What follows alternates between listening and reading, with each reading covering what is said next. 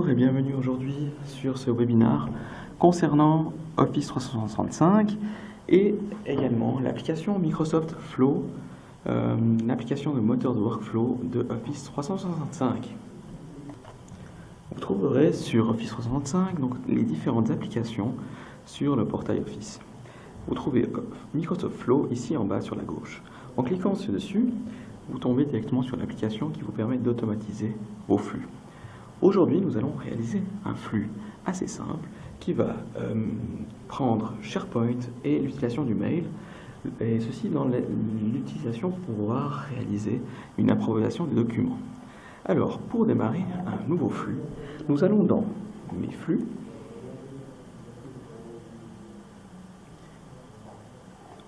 Microsoft Flow nous propose ici plusieurs flux déjà disponibles qui vont permettre de réaliser différentes informations. Et là, nous allons démarrer avec un flux vierge.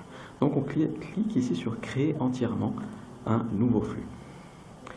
Alors, l'objectif de notre flux est de, lorsque un document est modifié sur un espace SharePoint, on va pouvoir ensuite envoyer un email à un superviseur pour qu'il approuve le document.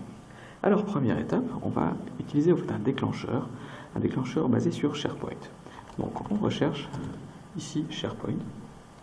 On va pouvoir avoir tous les déclencheurs et les actions disponibles. On clique sur SharePoint lorsqu'un fichier est modifié.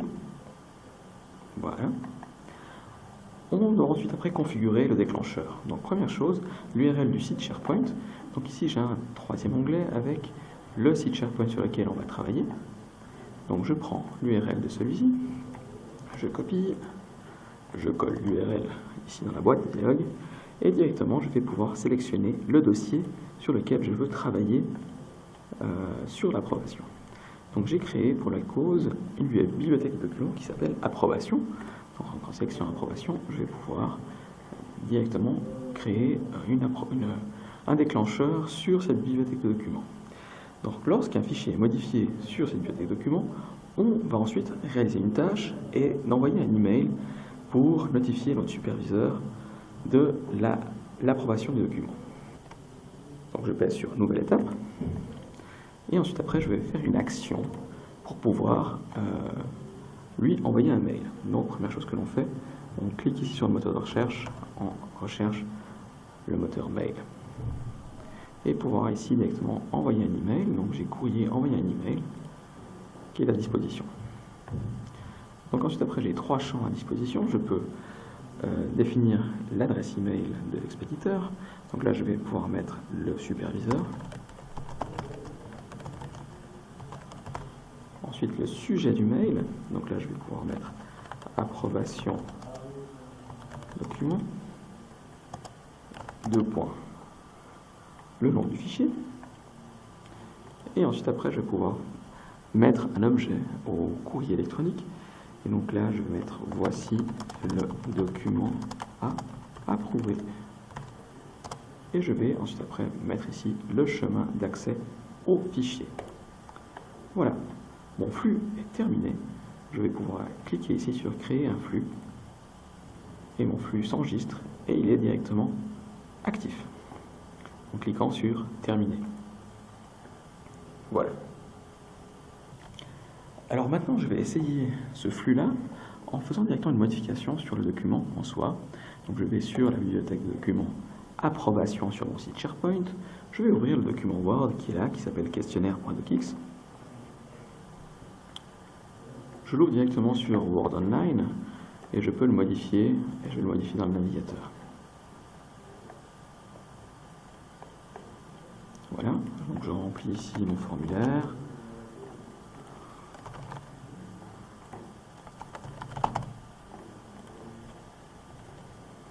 Voilà, le document est directement enregistré. Je peux fermer mon navigateur. Voilà, je peux rafraîchir. Je vois que la date de modification a été modifiée il y a quelques secondes. Et le mail va ensuite arriver pour montrer finalement l'approbation de ce document. Voilà, on peut aller voir le mail reçu dans votre boîte Outlook. Directement ici, un mail qui vient de Microsoft Power Apps and Flow avec le sujet qu'on vient de mettre et également le document approuvé dessus. Voilà, je vous remercie. Je vais encore vous montrer encore une chose sur Microsoft Flow qui est vraiment très, très important. C'est le nombre de services à disposition également sur tous les flux de Microsoft Flow. Donc en cliquant ici sur service, vous avez tous les services qui sont à disposition. Donc vous pourriez faire des déclencheurs sur Outlook, sur OneDrive Entreprise, sur Dynamics 365, mais également d'autres outils comme Salesforce, comme SQL Server, Dropbox. Et vraiment là, la liste est vraiment très très longue. Donc vraiment un outil vraiment très intéressant qui s'intègre avec tout type d'outils externes aussi à Microsoft pour pouvoir réaliser des workflows dynamiques et qui intègre finalement votre solution et qui permet finalement d'avoir en fait une solution de productivité dans votre entreprise et qui permet de gérer des tâches répétitives.